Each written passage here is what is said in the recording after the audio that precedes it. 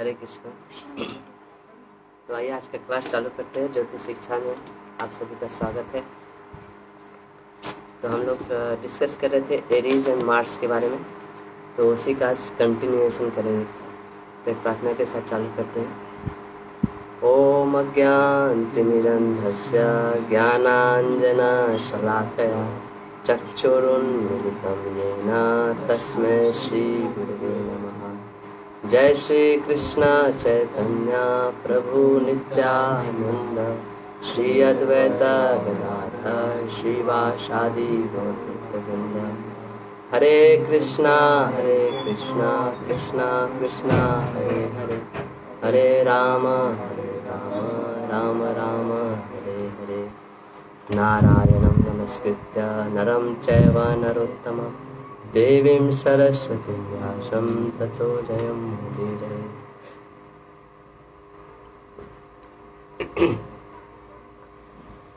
तो कल हमने पढ़ा था एरीज और मार्स के बारे में, तो कुछ पॉइंट्स हमने डिस्कस किया था, उसी को आगे आज कंटिन्यू करेंगे। एरीज साइन जो पहला साइन है राशि चक्र का, और मार्स उसके स्वामी। तो आप बहुत लोग अच्छा से पढ़ रहे हैं, बहुत क्वेश्चन पूछ रहे हैं, ये दिखा रहा है कि आप लोग सही में उसको अच्छा से सीखना चाहते हैं। लेकिन आपको हमारे क्लास के साथ साथ आपको कुछ बुक्स भी पढ़ने पड़ेंगे, बुक्स भी रेफर करने पड़ेंगे। अगर आप अच्छे से ज्योतिष सीखना चाहते हैं तो आप कोई अलग से रेफरेंस बुक लेके के भी पढ़ना पड़ेगा, क्योंकि सब कुछ क्लास में आप नहीं सीख सकते और सब कुछ बताना भी पॉसिबल नहीं है। तो मैंने बुक लिस्ट भी भेजा था, अगर आपको जो भी सुविधा हो, जो भी बुक मिल रहा हो, खरीद के अपने साथ रखिए और उसको रेफ़र करते रहिए, क्योंकि कुछ कुछ चीज़ें आपको कंफ्यूजिंग होगा, आप उसमें देख के पढ़ के समझ सकते हैं। दूसरा बात, जो भी क्लासेस हो रहा है उसका नोट्स बनाइए, क्योंकि ये पॉइंट्स सब आपको बाद में याद नहीं रहेंगे, और ये पॉइंट्स आपको चार्ट देखने से में बहुत ज़रूरी है। हर एक पॉइंट जो मैं बता रहा हूँ उससे बहुत सारे प्रेडिक्शन कर सकते हैं। मैंने कल एक भी ऐसा पॉइंट नहीं बताया जिससे आप प्रेडिक्शन नहीं कर सकते चार्ट में। तो ये कोर्स का गोल ही है आपको ये दिखाना कि आप कैसे प्रेडिक्शन कर सकते हैं। ठीक है, कैमरा ठीक है? हाँ, इसको थोड़ा ठीक कर दीजिए।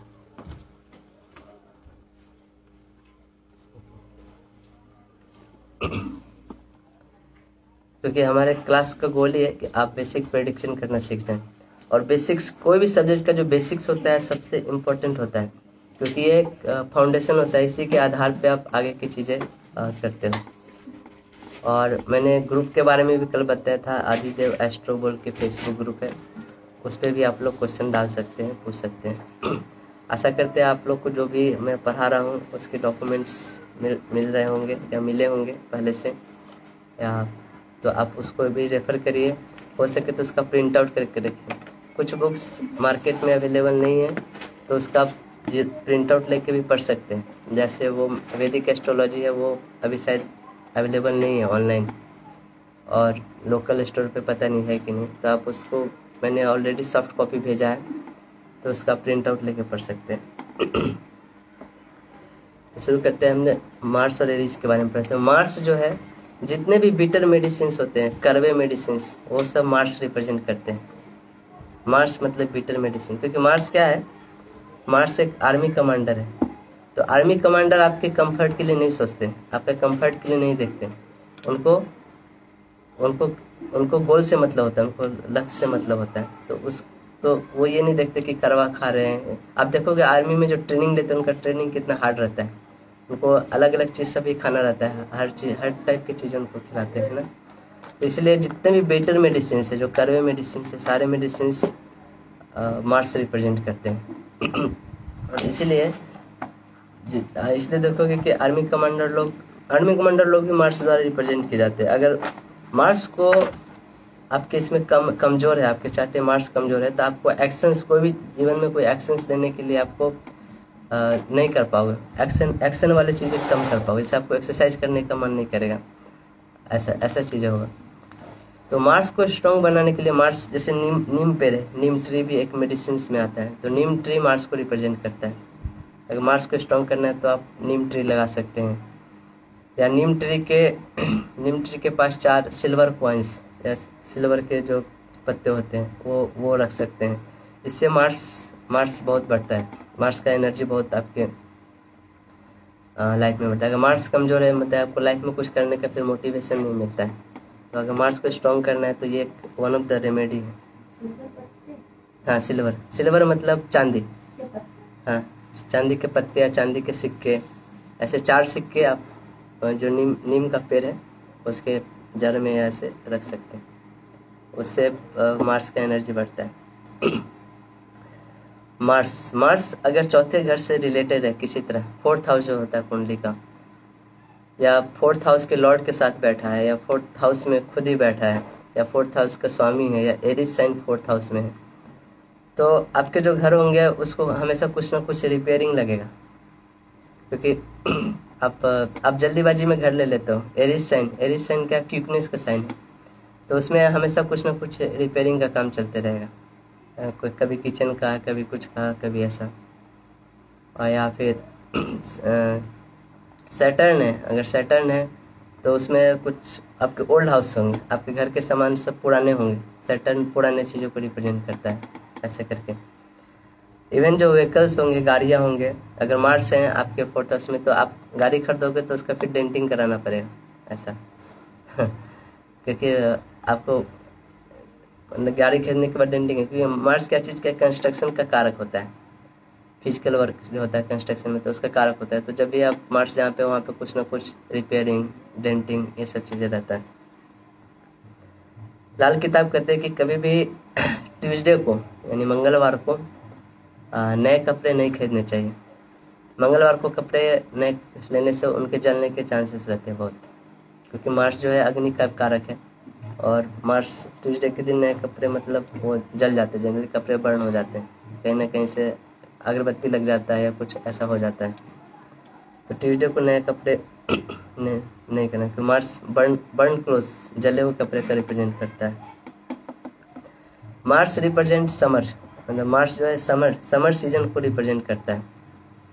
अब देखोगे 15 अप्रैल से 15 मई तक जो सन जो होता है, सूर्य जो होता है, वो एरीज राशि में रहता है, मेष राशि में रहता है, और उसके अगले वाला मंथ, ये दोनों बहुत ही गर्म का महीना होता है, समर सीजन होता है। तो ये मंथ मार्स का मंथ माना जाता है। तो इस महीने में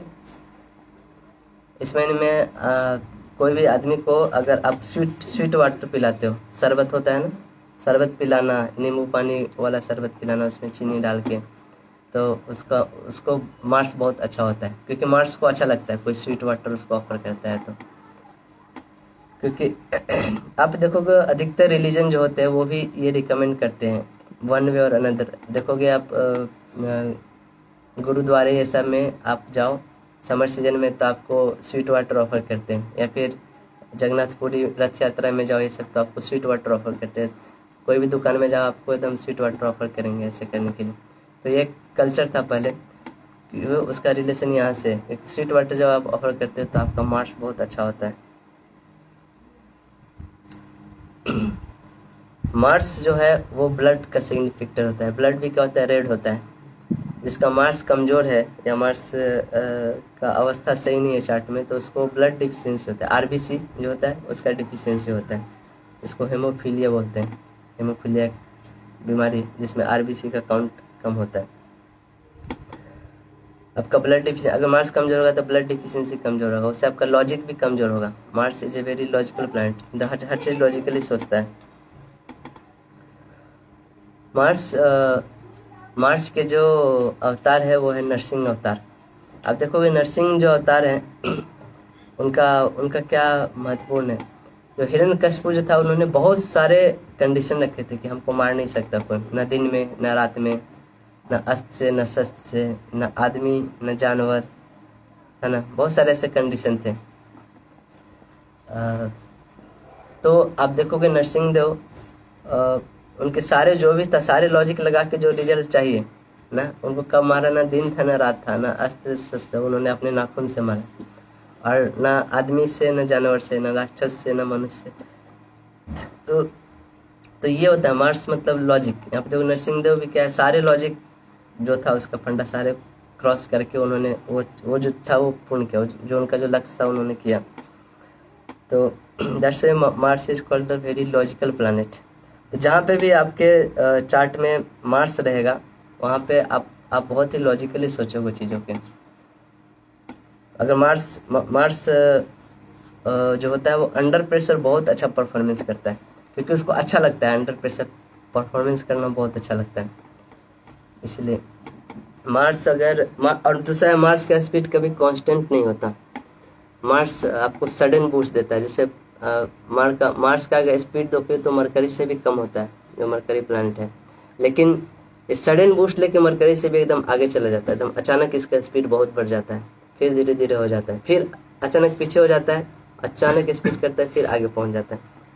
तो आपके जिस घर में भी एरिस साइन हो या मार्स हो, वहाँ पे चीज़ें कभी कांस्टेंट नहीं रहेगी, वहाँ पे बहुत अप डाउन होते रहेगा चीज़ें। अनदर डीटीज ऑफ मार्स के जो डीटीज है वो कार्तिकेन है। कार्तिकेन, उनको सुब्रमण्यम कहते हैं, कार्तिक भी नाम है उनका।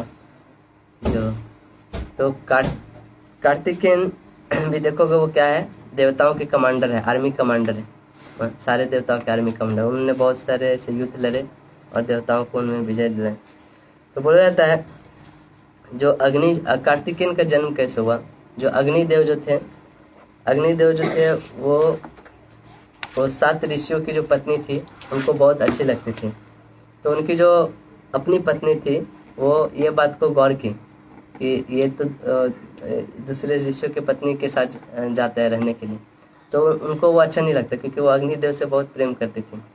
तो उन्होंने क्या किया, उन्होंने जो स्वाहा जो थी अग्निदेव की पत्नी, उन्होंने अलग अलग ऋषि पत्नियों का वेश लेके सूर्य के साथ रहती थी। और जब भी अग्निदेव का सीमन रिलीज होता था तो वो सीमन लेके जाके गंगा में बहा देती थी, ऐसे करके। तो ऐसे 6 ऋषियों के लिए उन्होंने किया, लेकिन 7वें ऋषि पत्नी जो थी वो अरुंधति, उसका रूप वो नहीं ले पाई, क्योंकि अरुंधति बहुत ही चेस्ट वाइफ थी। चेस्ट मतलब होते हैं ना लोग, पतिव्रता या सती सावित्री जैसे बोलते हैं। तो उसी सीमन से फिर कार्तिकेयन का जन्म होता है। और कार्तिकेयन बहुत हॉट, अभी अग्निदेव का जो सीमन है वही बहुत हॉट होता है, इसलिए वो जन्मते ही बहुत एकदम आर्मी कमांडर की तरह। आर्मी कमांडर बहुत हॉट होते हैं, आप देखोगे तो बहुत उनका टेम्परामेंट जो बोलते हैं बहुत गर्म होता है। तो इसलिए उनको आर्मी कमांडर बनाएगा और वो देवताओं को बहुत विजय दिलाए। मार्स जो प्लैनेट है वो आप देखोगे तो वो अर्थ की तरह एकदम दिखता है। आप टेलीस्कोप लगा के देखो तो बाहर का जो उसका सतह है वो भी अर्थ की तरह दिखता है। क्यों? क्योंकि जो मार्स जो है ना वो भूमि पुत्र है, भौम पुत्र है।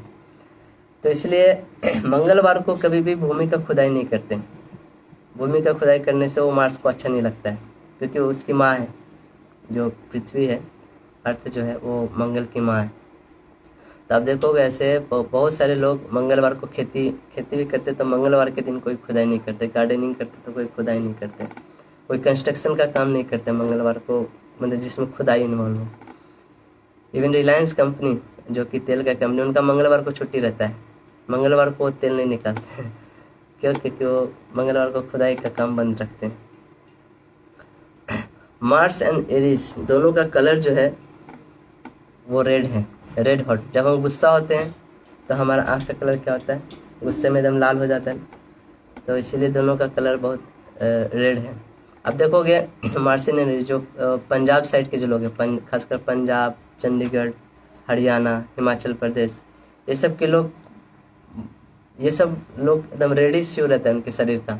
उनको जो शरीर देखो थोड़ा लाल कलर का दिखता है।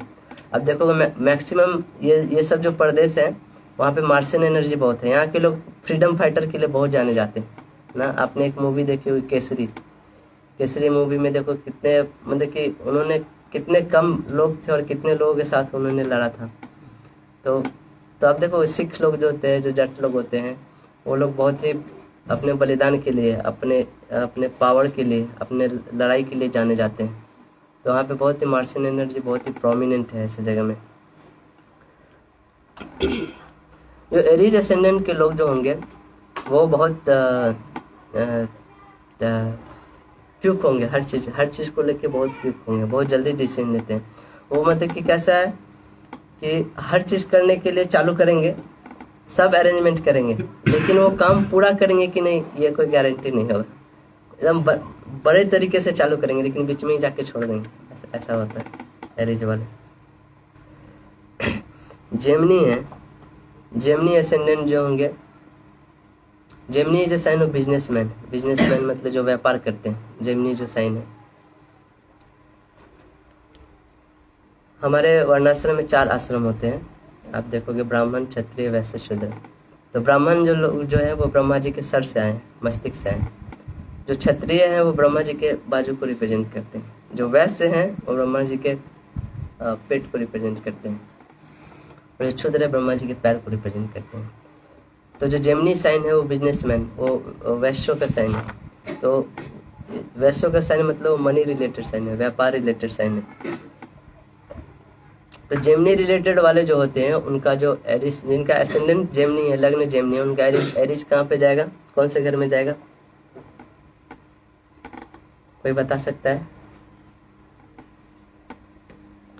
जेमिनी, जेमिनी तीसरा साइन है ना, एरिस, टॉरस, जेमिनी। अगर जेमिनी लगन में है इसका मतलब जो एरिस साइन है वो आपके 11वें घर में जाएगा, है ना।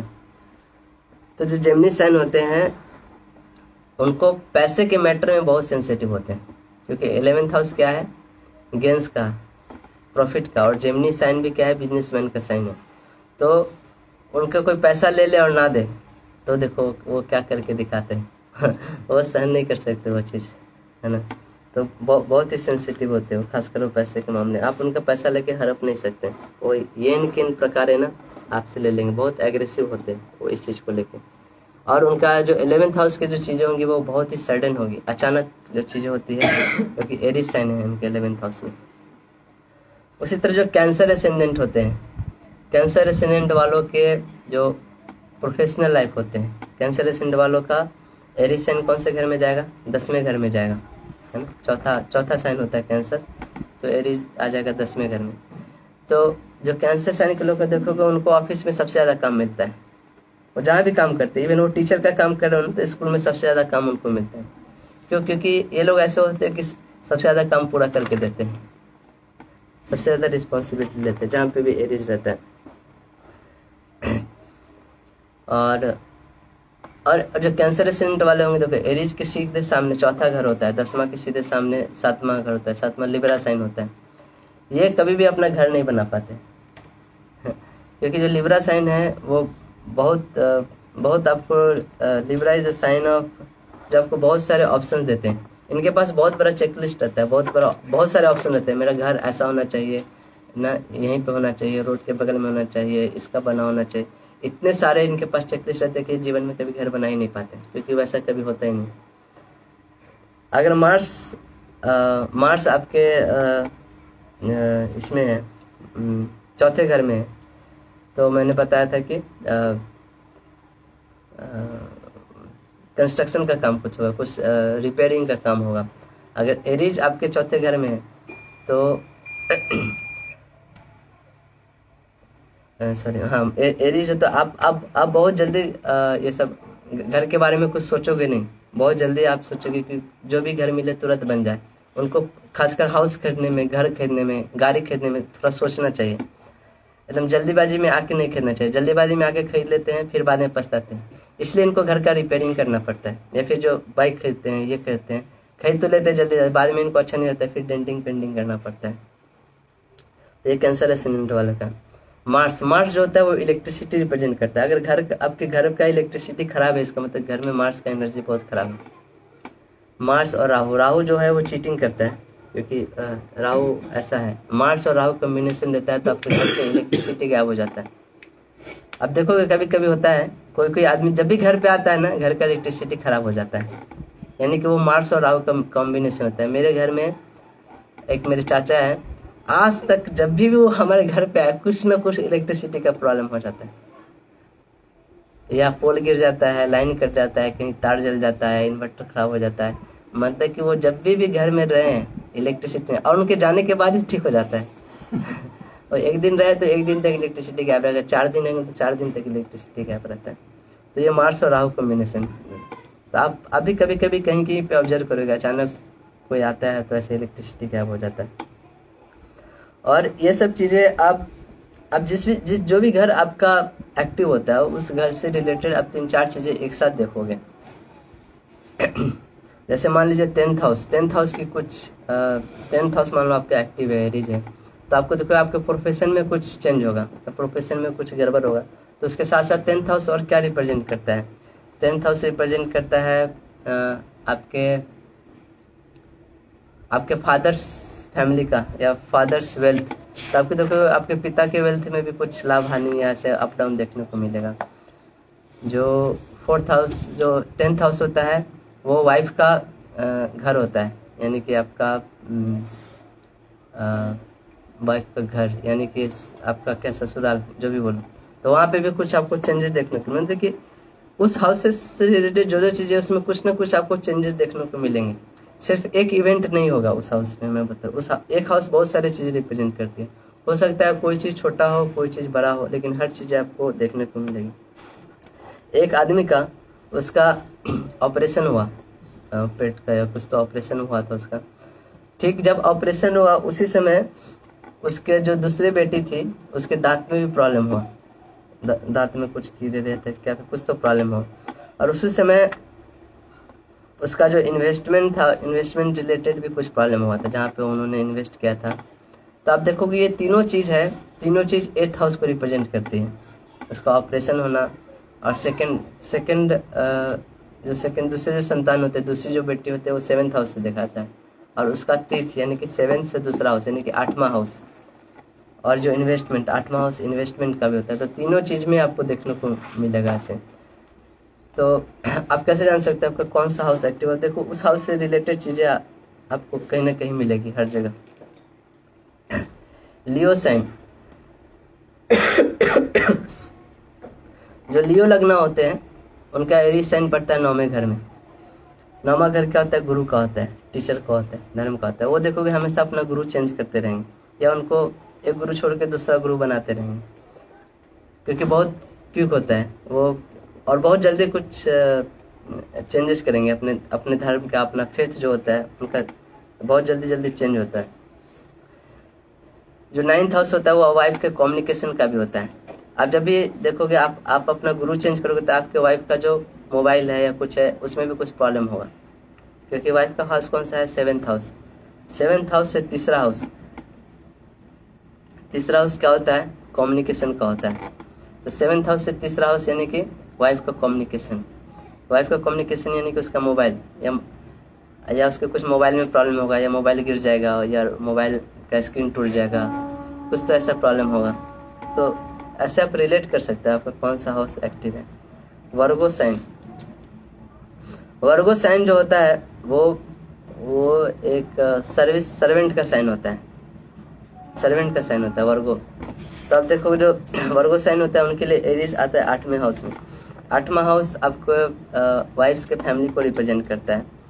या आप देखोगे जो भी वर्गो असेंडेंट होते हैं उनको उनके पिता से कुछ ना कुछ लीगल प्रॉब्लम होता है, ज़मीन को लेके या जो भी इनहेरिटेंस की जो चीज़ें वो सब को लेके कुछ ना कुछ प्रॉब्लम होगा।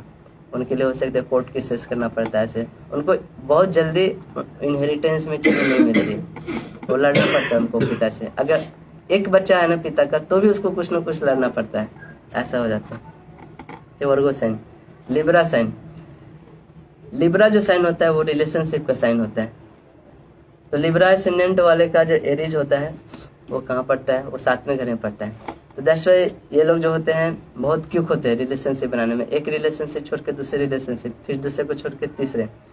तो इनको पेशेंस रखना चाहिए, इनको ध्यान से रखना चाहिए कि कभी भी किसी रिलेशनशिप में जल्दी चेंज नहीं करना चाहिए, उसको समझना चाहिए, पेशेंस के साथ उसको हैंडल करना चाहिए। 7th हाउस पार्टनर भी रिप्रेजेंट करता है, बिजनेस भी रिप्रेजेंट करता है। तो ये सब चीज़ों में उनको ध्यान देना चाहिए। पार्टनर मतलब कोई भी होता है, ऐसा नहीं कि सिर्फ आपके जो स्पाउस है वही पार्टनर, बिजनेस पार्टनर भी हो सकता है आपके। अगर आप स्पोर्ट्समैन हो तो आपके सामने वाले पार्टनर भी हो सकते हैं, तो कोई भी। Scorpio sign is the sign of destructive sign. Transformative sign, workaholic sign. Scorpio लोग के लिए जो एरीज होता है वो 6th हाउस में पड़ता है। तो आप देखोगे स्कॉर्पियो पीपल बहुत सारे काम लेते हैं, मतलब कि बहुत सारे रिस्पॉन्सिबिलिटी लेते हैं कि हम सब कुछ कर देंगे, सब रिस्पॉन्सिबिलिटी अपने ऊपर लेते हैं, सब कुछ का केयर करते हैं वो, और इतना रिस्पॉन्सिबिलिटी ले लेते हैं कि अपने आप को ही नष्ट कर देते हैं। ऐसा समझो, इतना लोड ले लिए कि अभी चल ही नहीं पा रहे, ऐसा होता है इनके साथ। आप देखोगे क्योंकि यहाँ पे ये लोग बहुत ही वर्कोहोलिक होते हैं, बहुत ही डेडिकेटेड होते हैं अपने काम में। मैक्सिमम टेररिस्ट लोग जो होते हैं वो स्कॉर्पियो साइन से आते हैं, क्योंकि वो अपने काम में बहुत ही डेडिकेटेड रहते हैं, इतना डेडिकेटेड कि उनका जान भी चला जाए उनको फर्क नहीं पड़ता है ऐसा। तो स्कॉर्पियो साइन को ध्यान रखना चाहिए अगर वो कुछ ऐसा टास्क लेते हैं या चैलेंजेस लेते हैं जीवन में, तो उसको उसमें सोच विचार करना चाहिए। सैगिटेरियस साइन, सैगिटेरियस के लिए जो एरीज जो होता है धनु राशि, तो उसके लिए एरीज साइन 5वें घर में पड़ता है। 5वां जो घर होता है वो लर्निंग का होता है, वो विजडम का होता है, वो लव का होता है, प्रेम का होता है, लविंग अफेयर्स का होता है। तो they try to learn everythings very quickly. उनको बुक दे दो तो एक ही दिन में पूरा पढ़ के रख देते हैं, आगे क्या है ऐसा। और उनको जो टीचर पढ़ाता है स्कूल में, वो बस वो आज उसने टॉपिक स्टार्ट किया, वो वहाँ तक पूरा कंप्लीट करके फिर अगले क्लास में जाते हैं। वो चाहते हैं एक ही दिन में सब कुछ सीख ले, ऐसा होता है। ओके, सैगिटेरियस साइन के बाद आता है Capricorn. Capricorn are the sign of work, profession. तो कैप्रिकॉर्न वाले के लिए जो एरीज होता है वो 4थे घर में आता है। तो कैप्रिकॉर्न वाले जो होते हैं वो हमेशा क्या सोचते हैं कि हमको काम करना है, उनको टास्क मिलता है, उनको रिजल्ट चाहिए, कोई भी टास्क दें वो तो रिजल्ट पे आते हैं बस। ऐसा उनको रिजल्ट से मतलब होता है, काम से मतलब होता है। वो हमेशा इंगेजमेंट चाहते हैं, तो कुछ ना कुछ काम लाते हैं। इसलिए उनका घर से परिवार से या ये सब चीज़ों में उतना ध्यान नहीं रहता है। तो उनको ध्यान देना चाहिए अपने घर पे, अपने प्रॉपर्टी पे, अपने मदर पे, क्योंकि 4th हाउस होता है ये सब चीज़ों को रिप्रेजेंट करता है। एक्वेरियस साइन, एक्वेरियस साइन क्या चीज़ का होता है? सोशल सर्किल का साइन होता है, सोशलाइजिंग का साइन होता है, प्रॉफिट का साइन होता है। तो एक्वेरियस साइन के लिए जो एरीज है वो 3रे घर में पड़ता है। 3रा घर कम्युनिकेशन का होता है। आप देखो जो भी एक्वेरियस वाले होते हैं वो हिचकिचाते नहीं है, वो बहुत फ्रेंड रिक्वेस्ट भेजते हैं ना, किसी आदमी को उनका पता चल जाए तुरंत friend request, WhatsApp group, Telegram, mail सब एक साथ वो भेज देंगे तुरंत फ्रेंड रिक्वेस्ट बनाते हैं, तुरंत फ्रेंड बनाते हैं। जो लियो जो पीपल होते हैं वो बहुत सोचते हैं, वो जल्दी किसी को फ्रेंड रिक्वेस्ट नहीं भेजेंगे, लेकिन एक्वेरियस वाले तुरंत उनको पता चला आपको फ्रेंड रिक्वेस्ट भेजेंगे। तो मीन्स वो फ्रेंड बनाने में, दूसरे साथ मिलने जुलने में, ये सब में बहुत आगे होते हैं, बहुत क्विक होते हैं। पीसेस साइन के लिए जो एरीज होता है वो 2रे घर में आता है। पीसेस पीपल जो होते हैं बहुत सेक्रीफाइसिंग होते हैं। They are the people who get maximum responsibility of their family. अगर आपके 2रे घर में मार्स है, मतलब कि आप फैमिली के एल्डेस्ट पर्सन हो, मतलब एल्डेस्ट होते हैं जिसके, हाँ, मोस्ट रिस्पॉन्सिबल पर्सन हो, ऐसा बोल सकते हैं। आपके ऊपर फैमिली का जिम्मेदारी रहेगा। मतलब एक बुक में है वो लिखते हैं कि इवन अगर आप एल्डेस्ट नहीं भी होगे लेकिन आपके ऊपर जिम्मेदारी ऐसे रहेगी जैसे आप घर के सबसे बड़े बेटे हो, ऐसा ही रहेगा। क्योंकि जहाँ पे भी एरीज रहता है, जहाँ पे मार्स रहता है वहाँ पे आपको रिस्पॉन्सिबिलिटी होता है। मार्स को कोई कभी हेल्प नहीं करता है। तो मार्स ऐसा प्लैनेट है, वो बोलता है कि मैं ही खुद करूँगा। आर्मी कमांडर है ना, वो किसी पे डिपेंडेंट नहीं होता है कोई काम के लिए ना, इसलिए वो किसी का कुछ हेल्प नहीं लेता है। वो बोलता है मैं करके दिखाऊंगा, मुझे किसी का हेल्प नहीं चाहिए। और मार्स सेकेंड हाउस में, सेकेंड हाउस क्या है आपके फैमिली का है, तो वहाँ पे वो मैक्सिमम रिस्पॉन्सिबिलिटी लेता है अपने फैमिली की। इनफैक्ट मार्स जिस भी हाउस में हो, जहाँ पे भी हो, वहाँ पे आपको कोई हेल्प नहीं करने वाला है। वहाँ पे सारी चीज़ें आप खुद करोगे, आपको कोई हेल्प नहीं करेगा। वहाँ वो सारी चीज़ों का रिस्पॉन्सिबिलिटी आप खुद लेते हो, अपने ऊपर लेते हो, ऐसा।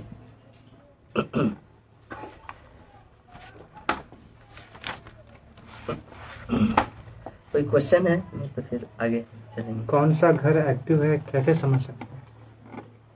यार ये बहुत सिंपल है। आप देखो, आप अपने लाइफ के इवेंट्स देखो, क्या इवेंट्स हुए उससे आप पहचान सकते हो कि आपका वो घर है। जैसे आपका कभी मोबाइल खराब हुआ, आपका कनेक्शन नहीं लग रहा है, नेट नहीं आ रहा है, ये सभी चीज़ें दिखाता है क्या?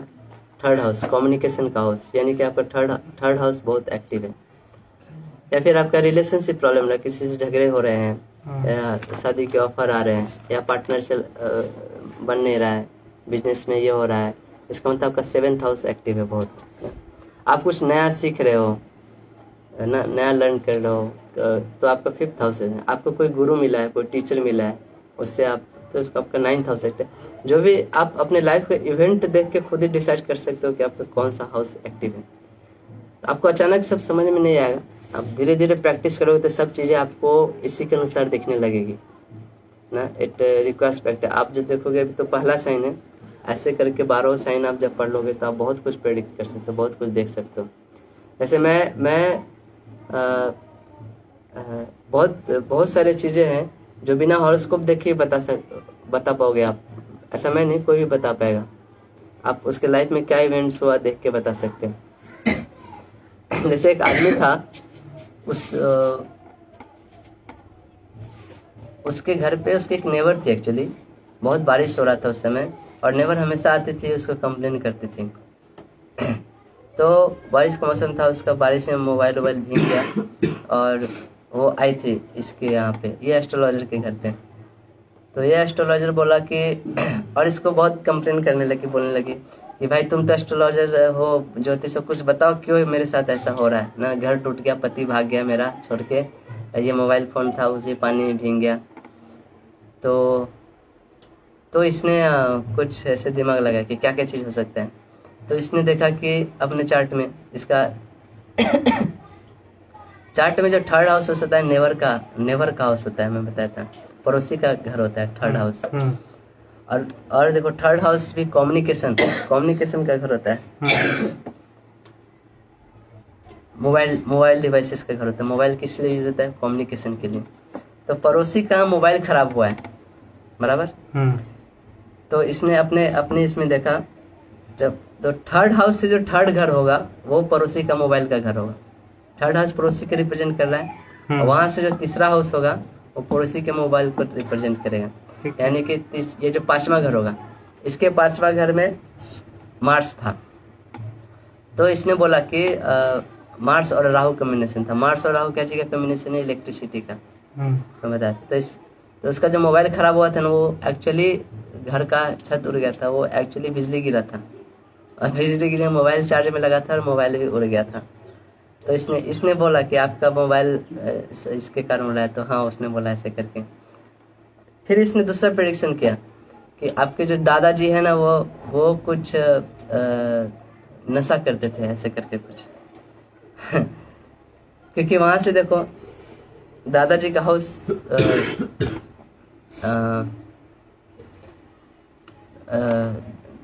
जो वाइफ के हाउस से जो 9वां घर होगा, 5वां घर होता है दादा का। हाँ नहीं सॉरी, दादा मतलब दादा नहीं, नाना का कौन सा घर होगा? वाइफ के हाउस से जो 9वां घर होगा, है ना, तो वो 12वां घर हो जाएगा नाना जी का, होगा ना। भावत भाव। फिर उन्होंने मार्स राहु का अपना चार्ट में देखा, उस कॉम्बिनेशन से फिर उन्होंने ऐसे करके उन्होंने 3-4 प्रेडिक्शन किया ना, बिना उस नेवर का चार्ट देखे ना। क्योंकि आपके बगल में कौन है, आपके बगल में कोई नेवर भी आता है ना, वो बाई चांस नहीं कि वो आपका नेवर बन गया। वो भी आप किसके साथ रह रहे हो, उठ रहे हो, बैठ रहे हो, सब आपके एक कर्मों का अनुसार सब कुछ अरेंज है। बहुत ही सिस्टमेटिक तरीके से आपके लाइफ में हर एक छोटे चीज बहुत ही सिस्टमेटिक तरीके से अरेंज है।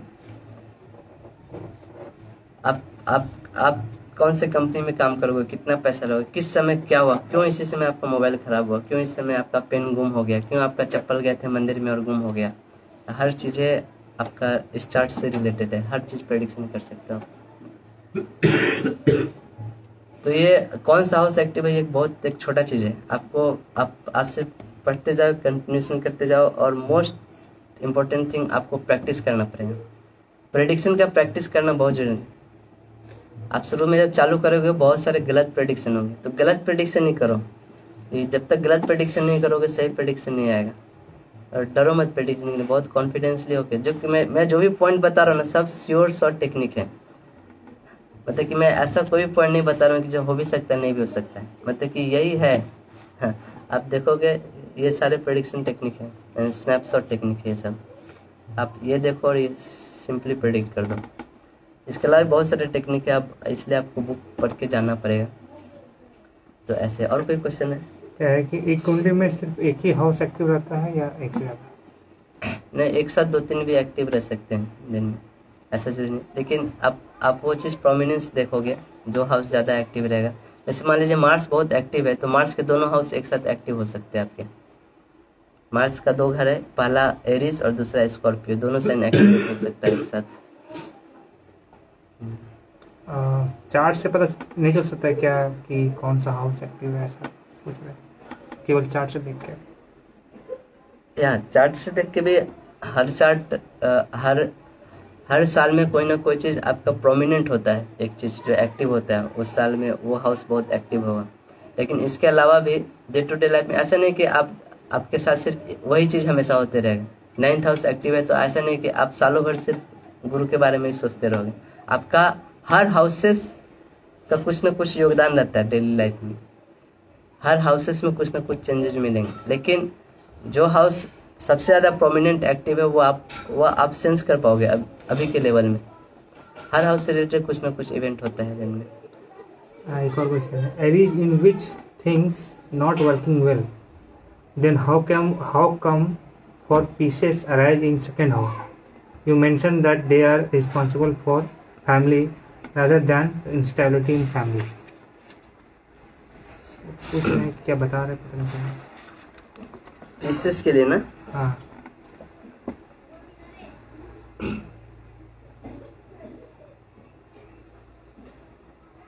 एरीज जो साइन है वो ऑब्वियसली इनस्टेबिलिटी का साइन है, क्विकनेस का साइन है। और जो पीसेस जो साइन है, आप देखोगे पीसेस जो होता है लास्ट साइन होता है राशि चक्र का। वो ऐसा साइन होता है जिसको लॉट ऑफ एक्सपीरियंसेस होता है, क्योंकि वो जिंदगी के सारे साइन से होकर गुजरने के बाद पीसेस साइन पे कोई पहुंचता है ना। पीसेस साइन आपके लगना में है, मतलब कि आपने बहुत कुछ ऊपर नीचे देखा है अपने जीवन में ऐसा। तो जब पीसेस असेंडेंट जो होता है, पीसेस असेंडेंट के अनुसार सारे आपके जो ये हैं और सब जो राशियाँ वो हैं, तो जो सेकेंड हाउस होता है वो फैमिली को रिप्रेजेंट करता है। और इसीलिए ये बहुत जल्दी फैमिली में बहुत एक्टिव रहते हैं। एक्चुअली फैमिली के मैटर्स में, फैमिली की चीज़ों को लेके कुछ भी होता है ये आपको आगे दिखेंगे। तो मार्स जो है ना वो आर्मी कमांडर, वो कभी पीछे रहना पसंद नहीं करता है ना।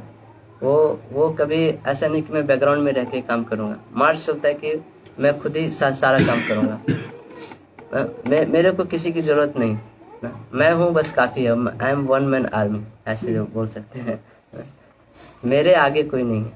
और एरीज जो साइन है वो मार्स का साइन है, तो मार्स का क्वालिटीज इसमें रहता है। तो इसीलिए जब एरीज साइन होता है तो वो पर्सन एल्डेस्ट होता है। एल्डेस्ट इन द सेंस वो घर का पूरा वो फैमिली का पूरा रिस्पॉन्सिबिलिटी रहता है। जहाँ पे भी एरीज साइन हो वहाँ पे आप रिस्पॉन्सिबिलिटी, जहाँ पे भी मार्स हो, सिर्फ ये एक क्वालिटी है एरीज का, मार्स का भी क्वालिटीज है। जहाँ पे भी मार्स रहेगा उस घर में आप पूरा रिस्पॉन्सिबिलिटी खुद लोगे, किसी का हेल्प नहीं लोगे आप।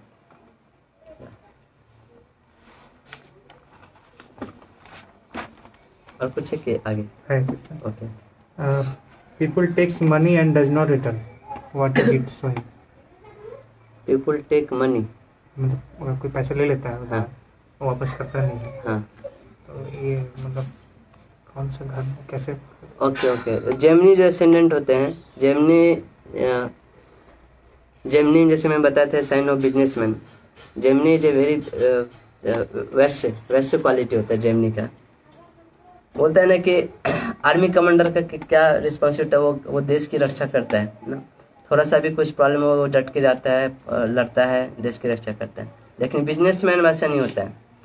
बिजनेसमैन सब कुछ मनी के व्यू से देखता है, इसमें मेरे को कितना लाभ है ना। वो आज कहीं 1 रुपया लगाता है तो वो सोचता है इससे मेरे को 5 रुपये रिटर्न आएगा कि नहीं, तभी लगाता है। ऐसा बोला जाता है किसी व्यापारी को अगर राजा बना दिया जाए, किसी बिजनेसमैन को अगर राजा बना दिया जाए तो वो आगे चल के देश को भी बेच सकता है। ऐसा साइन होता है जेमिनी। तो जेमिनी साइन वाले के लिए money is the sign which matters most for this class of people, businessman people. तो इसलिए मनी को लेके बहुत सेंसिटिव होते हैं। अब देखोगे जो जेमिनी होते हैं वो आपको बताए, मैं बताऊंगा कि पैसा कैसे कमाना होता है, क्योंकि that is what is nature actually. पैसे के मामले में इससे कोई धोखा कर दे ये हो नहीं सकता। एरीज साइन 11th हाउस में होता है। 11th हाउस क्या चीज का होता है? प्रॉफिट का होता है, गेन्स का होता है ना? तो ये आपको तो ये जो यहाँ पे जो जो जेमिनी साइन वाले उनसे कोई पैसा लेता है या कुछ ऐसे करता है, वो ऐसा हो नहीं सकता कि उसको लौटाए नहीं। आप उस पैसे को लेके बहुत झगड़ा कर लेगा, वो आपको लास्ट तक छोड़ेगा नहीं। आप उनका पैसा लेके कहीं भाग नहीं सकते, है ना। जो आदमी जैसे किसी चीज़ से बहुत प्रेम करता है, कोई चीज़ बहुत अटैचमेंट होता है, उस चीज़ में आप उसको छोड़ करोगे तो वो आपको पीछे लगा रहे, हमेशा बोलते रहेगा। तो इसीलिए जेमिनी वाले के लिए ऐसा होता है, उनका पैसा लेके ऐसा नहीं हो सकता कि आप उनको वापस नहीं करो, वो आपसे ले ही लेंगे। ये न किन प्रकार है ना, चाहे जो भी कुछ क्यों ना करना पड़े। ये कह रहा है कि मंगल एंड केतु 2nd हाउस में है, धनु राशि। तो हाउ कैसे मार्स एंड केतु धनु राशि में, या इनका कुछ देखो, मार्स क्या है? ब्लड को रिप्रेजेंट करता है, और केतु क्या है? कट को रिप्रेजेंट करता है। 2nd हाउस में Mars and Ketu in 9th, आपका जरूर कुछ ऑपरेशन हुआ होगा। हाँ, जिनके भी इसमें है उनके ये जो लोअर पार्ट जो है बॉडी के उधर कुछ ऑपरेशन हुआ होगा, थाई में या जंघे में, ऐसे कुछ। क्योंकि जो 9th जो है सेजिटेरियस साइन थाई को रिप्रेजेंट करता है। कुछ एक्सीडेंट हुए होंगे या फिर ऐसा कुछ तो हुआ होगा जिस कारण वहाँ पे टाँके लगे होंगे या कुछ चीरफाड़ हुआ होगा, ऐसा कुछ। ओके, ठीक है, आगे बढ़े। हाँ। जो भी ब्लड प्रेशर का जो बीमारी होता है, high blood pressure, low blood pressure, इसका मतलब वहाँ पे आपका मार्स और मून एफेक्टेड है, तभी ये बीमारी हो सकता है। मार्स जो होता है वो ब्लड, और मून जो होता है वो लिक्विडिटी का कारक होता है। मून पानी को रिप्रेजेंट करता है। अब देखोगे मून के कारण ये जो समुद्र में जो लहरें उठते हैं अमावस को या पूर्णिमा को, बहुत ऊंचे नीचे होते हैं, तो पानी के साथ उसका बहुत कनेक्शन होता है। इसमें देखो मून का जो रिफ्लेक्शन चंद्रमा में दिखाई देता है, भले चंद्रमा का रिफ्लेक्शन पानी में दिखाई देता है, तो बहुत अच्छा लगता है, बहुत ही शीतलता देता है। सूर्य का रोशनी गर्मी देता है, मून का रोशनी शीतलता देता है, ठंडा रहता है। तो इसलिए हम किसी को ब्लड प्रेशर का बीमारी है तो आप देख सकते हो कि उसके चार्ट में मून नहीं तो मार्स एफेक्टेड होगा जरूर। चेस प्लेयर्स के जो मार्स है वो एकदम अच्छे नहीं होते हैं। आप लोग ये प्रेडिक्शन कैसे कर सकते हैं? क्योंकि मार्स जो होता है ना, मार्स नीड्स एक्शन, उसको कुछ करना है। चेस में क्या होता है? एक्शन कुछ नहीं होता, क्या होता है? सिर्फ बैठ के दिमाग लगाना होता है। तो मार्स उसका गुड नहीं तभी वो चेस खेल पाएगा। जिसका मार्स बहुत अच्छा वो चेस खेल ही नहीं पाएगा, उसको बहुत बोरिंग लगेगा। ना मार्स को क्या अच्छा लगेगा? उसको जिम करना बहुत अच्छा लगेगा, एक्सरसाइज करना, फाइटिंग, कुश्ती, ये सब वाले गेम सब बहुत अच्छा लगेगा जिसमें कुछ फिजिकल एक्टिविटी। तो ये आप कर सकते हो। किसी भी प्लैनेट का वो अच्छा है, उसका स्ट्रेंथ अच्छा है कि खराब है, आप 3 चीज़ जान सकते हो। मैंने जो सॉफ्टवेयर बोला है जगन्नाथ वाला, उसमें देखिए आपको षडबल दिखता है, षडबल, अवस्था और अष्टक वर्ग, ये तीनों जगह से आप देखिए उसका स्ट्रेंथ कितना है। तो अगर अगर इस तीनों जगह में उसका स्ट्रेंथ अच्छा है, इसका मतलब वो प्लांट बहुत अच्छे कंडीशन में है और प्लांट बहुत मजबूत है। और यहाँ पे अगर इनका कम स्कोर है, इसका मतलब प्लांट डाउन है, नीच का है।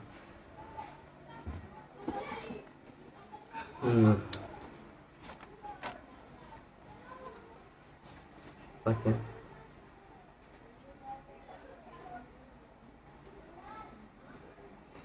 मार्स एक और चीज़ था। मार्स अगर सेकेंड हाउस में हो तो सेकेंड हाउस गिफ्ट को रिप्रेजेंट करता है। तो मार्स आपको अगर कोई गिफ्ट देगा, अगर सेकेंड हाउस में जिसका मार्स उसको कोई गिफ्ट देगा, तो ये चीज़ नहीं देखेगा कि ये जो गिफ्ट जो है कितना ब्यूटीफुल गिफ्ट है। वो ये देखेगा ये गिफ्ट कितने काम का है ना। वो उसके ब्यूटीफाइंग इफेक्ट नहीं देखेगा, वो उसका लॉजिकल इफेक्ट देखेगा। समझे मार्स कैसे काम करता है? हर जगह वो लॉजिकली, जहाँ पे भी रहेगा वहाँ पे चीज़ें लॉजिकली देखेगा ऐसे। तो आप लोग प्रैक्टिस करिएगा। आपको एक्चुअली प्रैक्टिस की कमी है। जितना प्रैक्टिस करेगा आपको एक एक चीज़ खुल के आएगा। आप ऐसे अपने दोस्तों के 8-10 चार्ट लीजिए हर दिन, उसको डालिए और देखिए कहाँ पे एरीज है, कहाँ पे मार्स है, उसके जीवन में क्या क्या चीज़ें हुई है ना, क्या क्या चीज़ें हो रही है, ये एरीज इफेक्ट कहाँ पे डाल रहा है, मार्स इफेक्ट कहाँ पे डाल रहा है। तब आप एक्चुअली सिंक हो पाओगे इसके थ्रू। आप पढ़ के उतना सिंक नहीं हो पाओगे इसके थ्रू जितना आप प्रैक्टिस करके सिंक हो पाओगे। तो ये कुछ टेक्निक था जो मार्स और एरीज के बारे में मैंने बताया। ऐसे बहुत सारे टेक्निक आप पढ़ोगे तो खुद से भी निकाल पाओगे, खुद से भी आप उसको जान पाओगे कि हाँ जहाँ पे एरीज रहता है वहाँ पे ये चीज़ें होता है। अब देखो इसके चार्ट में भी हो रहा है, इसके चार्ट में भी हो रहा है, इसके चार्ट में भी हो रहा है। जैसे केतु है, केतु अगर सेकेंड हाउस में है तो जैसे मार्स केतु, तो मार्स का पता है वो गिफ्ट उसको देगा तो वो देखेगा ये गिफ्ट मेरे कुछ काम का है कि नहीं ना। उसी तरह केतु अगर सेकेंड हाउस में है तो केतु जो होता है माइक्रो ऑर्गेनिज्म को रिप्रेजेंट करता है, छोटे छोटे कीड़े मकोड़े। तो सेकेंड हाउस तीर्थ को रिप्रेजेंट करता है। जिसके भी सेकेंड हाउस में केतु है उसके दांत में कीड़े होंगे। यहाँ पे एक डिवोटी है, उठ के उनके दांत को दिखाना पड़ता है बार बार, क्यों? उनके सेकेंड हाउस में केतु बैठा हुआ ऐसा। तो ऐसे बहुत सारे चीजें हैं जो आप ऐसे कंबाइन करके निकाल सकते हैं। तो मैं जो बता रहा हूँ एक आपको वो ग्रह का एज इट इज जो नेचर है, जो क्वालिटीज है, जो साइन का जो नेचर है, क्वालिटीज है, मैं बता रहा हूँ। इसको आप अलग अलग जगह पे प्लेस करके अलग अलग चीजें निकाल सकते हैं। देयर कैन बी इननुमरेबल कॉम्बिनेशंस, हजारों कॉम्बिनेशन हो सकते हैं ऐसे। लेकिन इसके लिए आपको प्रैक्टिस करना पड़ेगा, बुक्स का प्रैक्टिस करना पड़ेगा, नोट्स बनाना पड़ेगा, लगना पड़ेगा। 1 घंटे का क्लास होता है, इसके लिए आपको दिन भर, फिर क्लास के बाद आपको इसको लगेंगे तब आपको सीख पाएंगे। एक्चुअली कहीं पे आप बाहर एस्ट्रोलॉजी सीखने जाते हैं ना, तो 1 घंटे के क्लास होता है, फिर अगला 1 घंटे का क्लास 1 सप्ताह बाद होता है। ऐसा क्यों होता है? वो अगला क्लास कल भी कर सकते हैं, लेकिन वो जानबूझ के एक सप्ताह का टाइम देते हैं, क्योंकि इस 1 सप्ताह में आप प्रैक्टिस करो, आप उसको देखो, आप प्रैक्टिस करो, तभी नए क्वेश्चंस आपके दिमाग में आएंगे, नए तरीके दिमाग में आएंगे। तो प्रैक्टिस बहुत ही ज़रूरत है।